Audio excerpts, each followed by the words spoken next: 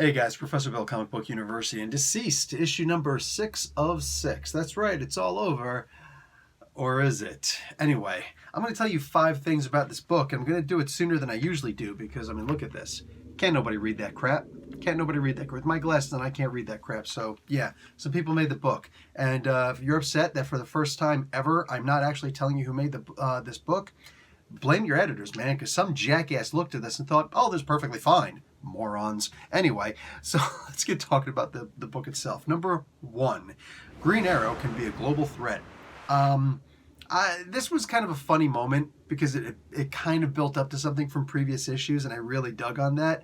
Yeah, the trick of it is, that for the most part, you know, I've mentioned my love affair with Batman. I love him especially when he's on the streets of Gotham or above the streets of Gotham punching people in the face. You know, it's like that's my Batman. I don't want to see him on global threat adventures and in crises, you know, up in space and doing some cosmic thing, going after the Source Wall and stuff like that. If Batman's got anything to add very pointedly to a crisis level event, I think he should be in one out of every 6 of them, 1 out of every 10 possibly. Like, just if he doesn't have a grand purpose to be in it, then he absolutely should not be in it because he's Batman. And likewise with some of the other street level characters, including Green Arrow. I don't need to see him shooting freaking half a mile away with pinpoint accuracy. It's a bit much. It's a bit much. Let's get talking about number 2 on this story, and that is Wonder Woman plots against her friends 2. We all know that Batman has little Tower of Babel moments, you know what I'm saying, where he's just like, okay, how would I kill my friends? Actually, how would I stop my friends? Wonder Woman, she's willing to take a life if she needs to, you know what I'm saying? Batman's not willing to cross that line. Wonder Woman has crossed that line. It is what it is, man. But she also, likewise, likes to think up ways like, hey, listen, I might have to take down Superman, so what should I do? And this was a pretty impressive moment. I wasn't complaining about this at all. I was complaining about the way that it actually wound up working out, but it is what it is. Anyway, let's talk about number 3 on this list, and that is 2 warrior queens fighting side by side. Y'all know I'm a pretty big Wonder Woman fan, right? I mean, like, that's what I went out of my way to make sure that I can catch up on pretty much everything Wonder Woman, sans the entirety of the New 52, and I just haven't gotten around to finishing it. I barely started. I think I only got like 6 issues in. Anyway, yeah, I loves me some Wonder Woman, and when I was overseas, I hunkered down and read an awful lot of Wonder Woman in all of my free time. And I think everybody knows that I am a huge Mira fan, right? So these two, like having Queen Hippolyta and Mira side by side fighting off the hordes, I think was effing amazing. Loved that. So I'm at number 4 on this list, and that is False Hope. Which one?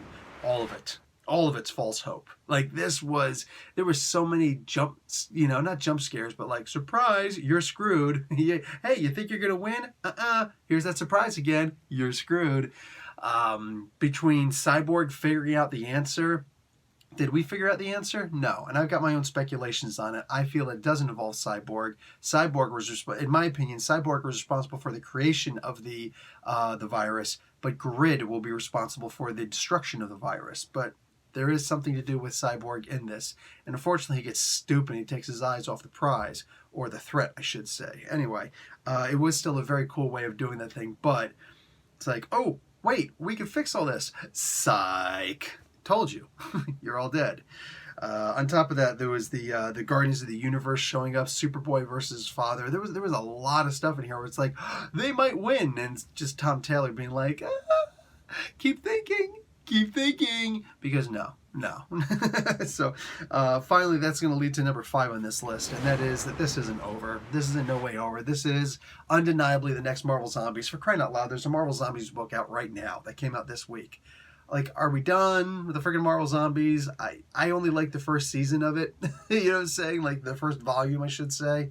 Anything else is just, it's tedious. It's a tedious read. I usually don't even buy them anymore. I bought this one just to peruse it because, compared to what they're doing with DCeased. But for the most part, yeah, I'm just so past these things. You know, I just don't care as much as some people do.